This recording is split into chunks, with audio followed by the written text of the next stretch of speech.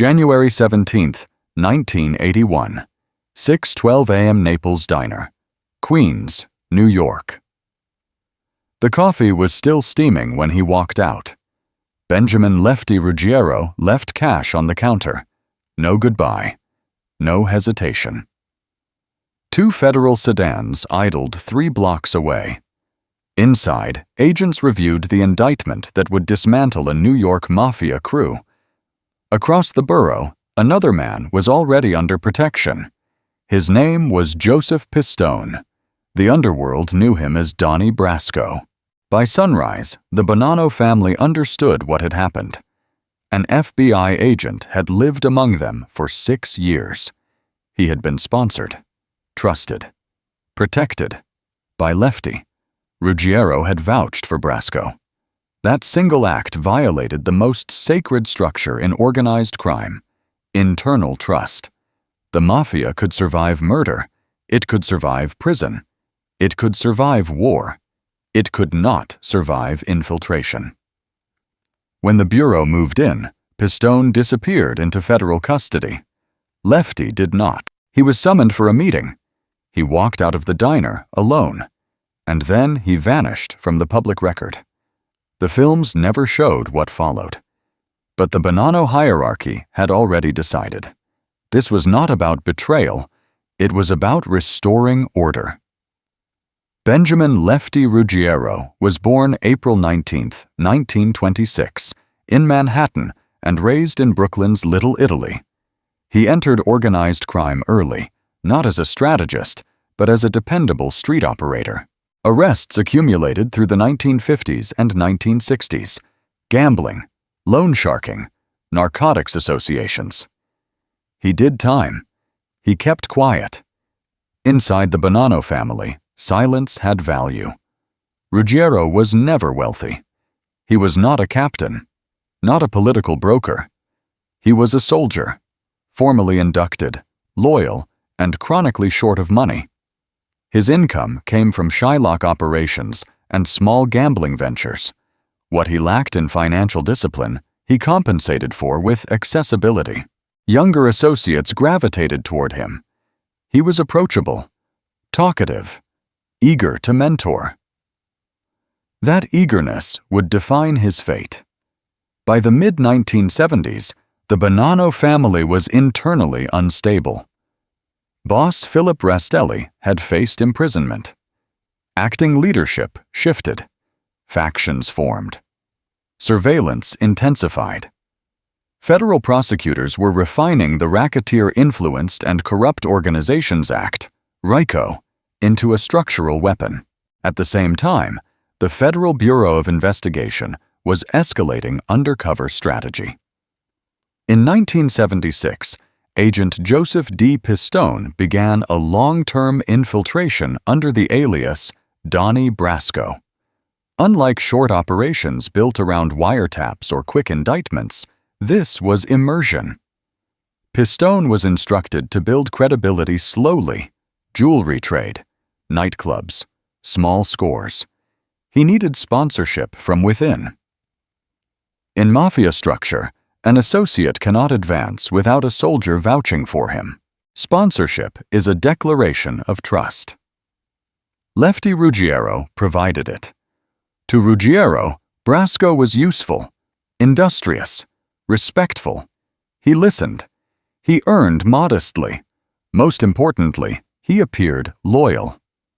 In a culture governed by hierarchy and ritual, that appearance was enough.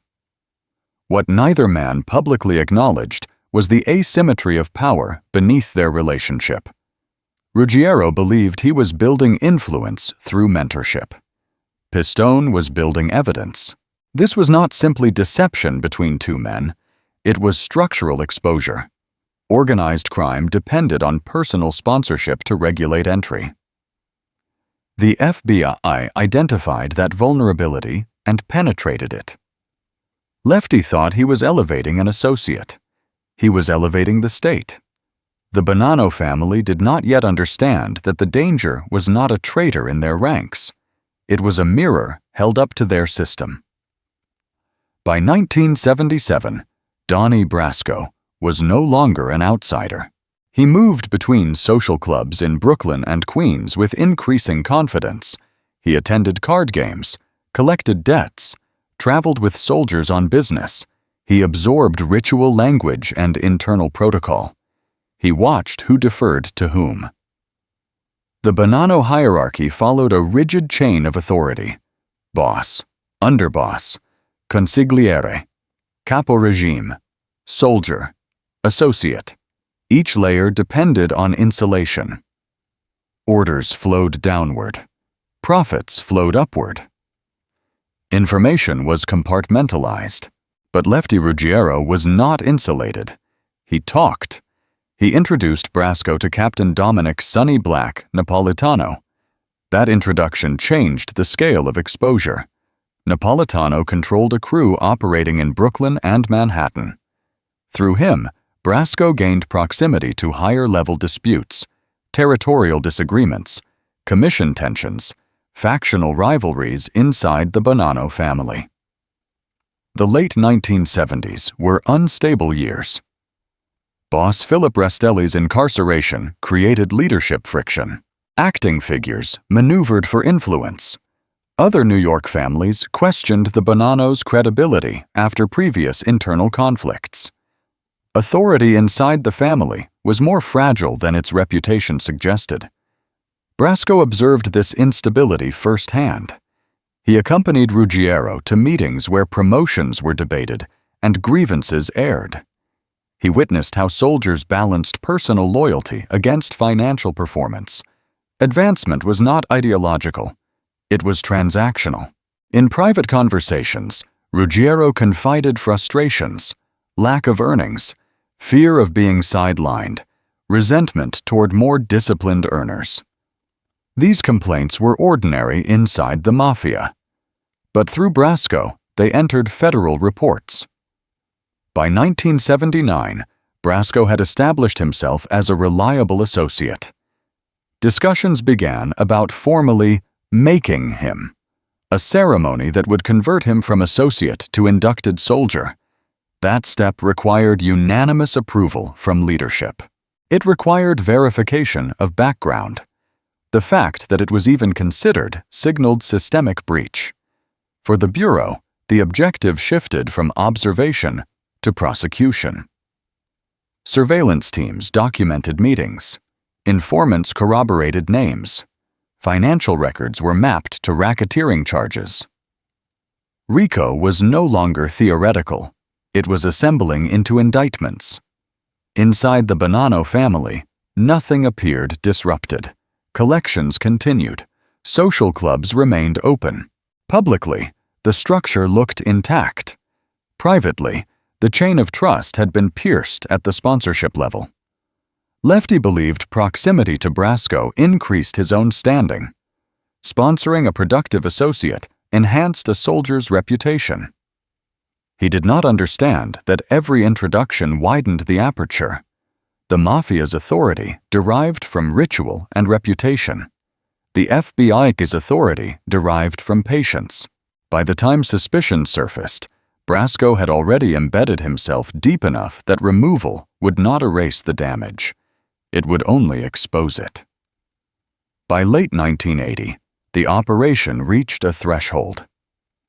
Joseph Pistone had been undercover for nearly 6 years. Few FBI infiltrations had lasted that long. Fewer had penetrated a New York family with such proximity to internal deliberations. Inside the Bonanno family, discussions intensified around formally inducting Brasco. The ceremony required approval from the Commission, the governing body of the 5 families. Admission was not symbolic. It was permanent. It bound a man to silence under penalty of death. For the Bureau, the possibility created a strategic crisis. Allowing Pistone to become a made member would deepen access. It would also place him in proximity to murder conspiracies he might be expected to participate in. The line between documentation and complicity narrowed. At the same time, internal Bonanno tensions sharpened. Acting Captain Dominic Napolitano sought elevation. Leadership factions competed for influence while boss Philip Rastelli remained incarcerated. Surveillance indicated growing volatility. The FBI assessed the risk. Indictments were nearing readiness. Wiretaps and undercover testimony were converging into prosecutable cases. The Bureau determined that extending the operation further risked uncontrollable escalation. January 1981 was selected as the extraction window. The exposure was abrupt. Pistone's cover was compromised internally before the FBI publicly announced the operation. Word spread rapidly through social clubs and private residences. An associate had been an agent for 6 years. The structural breach was not merely embarrassment. It was existential. Ruggiero had vouched for him. Napolitano had elevated him. Meetings once considered insulated were now evidence exhibits. The turning point was not the arrest. It was the realization that ritual safeguards, background checks, sponsorship, commission oversight, had failed. The mafia depended on interpersonal verification. It did not possess institutional counterintelligence mechanisms comparable to the state. When Brasco disappeared into federal protection, the Bonanno family faced a dilemma rooted in doctrine. Someone had to answer for the infiltration. And in hierarchical systems, responsibility flows downward. Lefty Ruggiero had opened the door.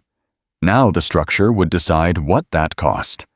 The exposure of the Donnie Brasco operation did not occur in isolation. By 1981, federal prosecutors were no longer pursuing individual crimes. They were targeting structures. The Racketeer Influenced and Corrupt Organizations Act, RICO, had matured into a strategic instrument.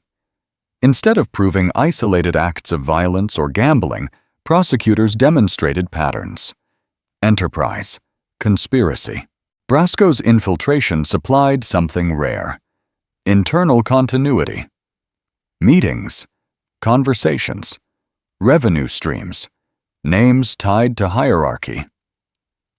The Bureau could now illustrate how the Bonanno family functioned as an organized enterprise rather than a loose association of criminals. This distinction mattered politically. In the late 1970s and early 1980s, public perception of organized crime was shifting.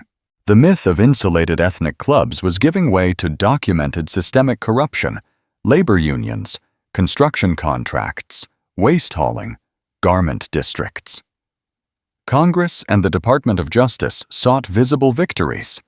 Long-term undercover operations became proof of federal competence. Within the Bonanno family, the reaction was not ideological. It was defensive. The Commission, the oversight body coordinating the 5 families, viewed infiltration as weakness. Credibility among families depended on internal discipline. If a Bonanno soldier could sponsor an FBI agent for 6 years, rival families would question their operational control. Philip Rastelli's imprisonment had already strained authority. Acting leadership under Napolitano operated without full consensus. Factional tensions resurfaced. The political escalation was therefore twofold. Externally, the federal government strengthened its prosecutorial posture. Indictments expanded beyond the Bonannos, reinforcing a broader campaign against organized crime infrastructure. Internally, the Bonanno hierarchy faced reputational collapse. The mafia survives on perception as much as force.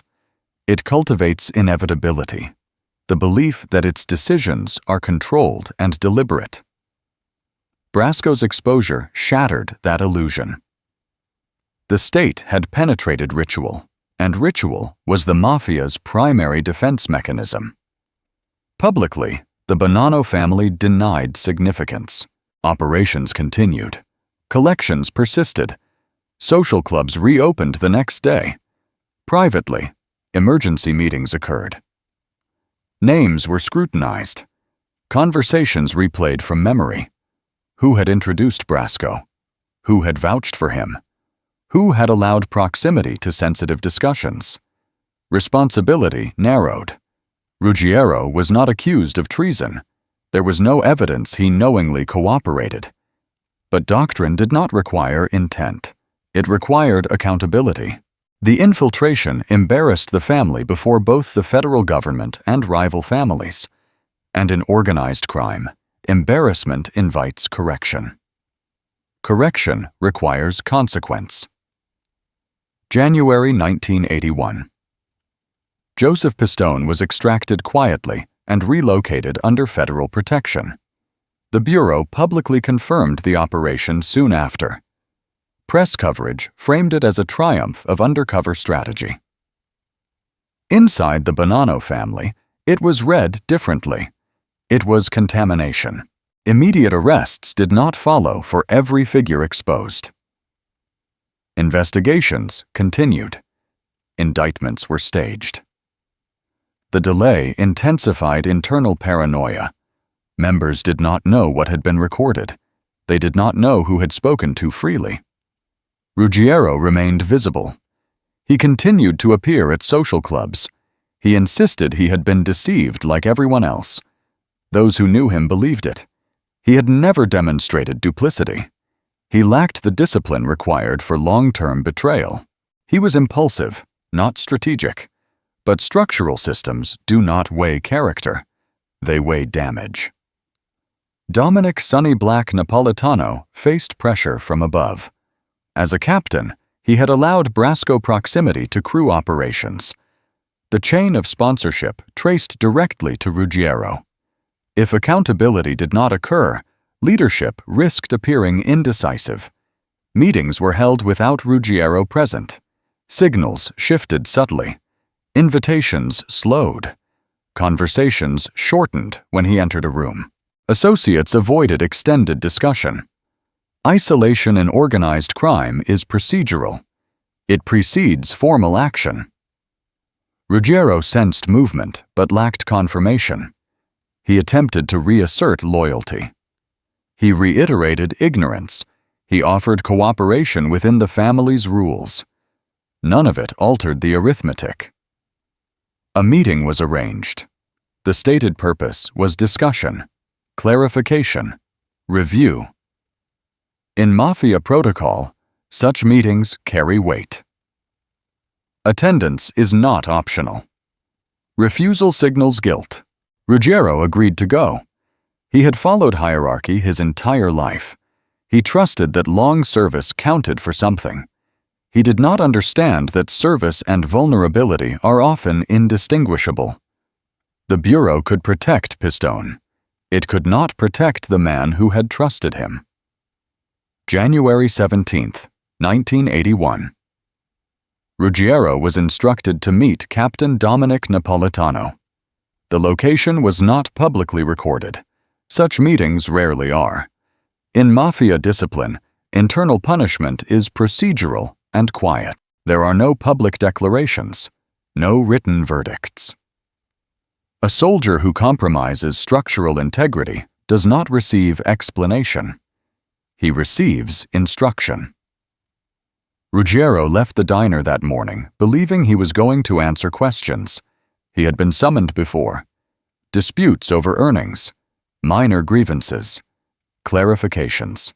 He followed protocol. He did not return. No body was recovered. No official death certificate was issued at the time. Within organized crime, disappearance often serves as confirmation. The absence itself communicates the outcome. The message extended beyond Ruggiero. It was directed at the hierarchy. A captain had allowed infiltration. A soldier had sponsored it. If no action followed, the family's authority would erode further. Rival families would interpret inaction as weakness. Federal prosecutors would interpret it as disorganization. Execution restored procedural equilibrium. Shortly after, Dominic Napolitano himself was murdered. Leadership determined that allowing Brasco close access constituted negligence. Accountability moved upward as well as downward. The pattern was consistent with mafia governance, containment through elimination. Publicly, no acknowledgement was made. Families avoided discussion. Associates spoke in past tense without detail. Ruggiero's disappearance closed the immediate breach. It did not repair the damage. The Bureau retained recordings. Indictments proceeded. Trials advanced. Brasco testified. The mafia had enforced silence internally. The state amplified the exposure externally. Ruggiero's final act was obedience. He answered a summons. In hierarchical systems built on ritual, obedience can be fatal. The removal of Benjamin Ruggiero did not stabilize the Bonanno family. Indictments accelerated through the early 1980s. Prosecutors relied on Pistone's testimony and corroborating surveillance to demonstrate enterprise continuity under RICO. Gambling operations, extortion, conspiracy structures. Names once insulated by ritual entered federal court transcripts. Dominic Napolitano's murder compounded the instability. Eliminating a captain signaled internal fracture. Leadership recalibrated under increasing pressure, while boss Philip Rastelli remained entangled in legal battles. Externally, the federal government consolidated momentum. The Brasco operation became a case study in long-term infiltration. It validated undercover immersion as a prosecutorial model. Future operations adopted similar patience. Internally, the Bonanno family's credibility among the five families deteriorated. Organized crime authority depends on reputation for control. The exposure of a 6-year infiltration contradicted that image. Trust, already limited, narrowed further. Ruggiero's disappearance achieved procedural compliance. It did not deter federal expansion. The state does not require ritual. It requires documentation. By the mid-1980s, organized crime prosecutions across New York intensified. The mafia would continue operating. It would adapt. But the illusion of impermeability had ended. The Brasco infiltration demonstrated that hierarchy could be mapped. Loyalty could be studied. Ritual could be penetrated. And once exposed, structure becomes evidence. January 17, 1981. A man leaves a diner in Queens. He follows instruction. He disappears. The films never linger on that morning. They close with the agent's extraction, the triumph of exposure, the dismantling of a crew. But the disappearance is the thesis. Organized crime presents itself as permanent. Ritualized. Impenetrable. It builds authority on personal sponsorship and silence. Yet those same mechanisms create vulnerability. Trust cannot be audited. Loyalty cannot be verified until it collapses. The state does not rely on ritual. It relies on time. Lefty Ruggiero believed hierarchy would protect him. Hierarchy required his removal. The diner remains. The chairs fill. Conversations resume. But beneath every oath lies uncertainty. And in systems built on secrecy, uncertainty is fatal.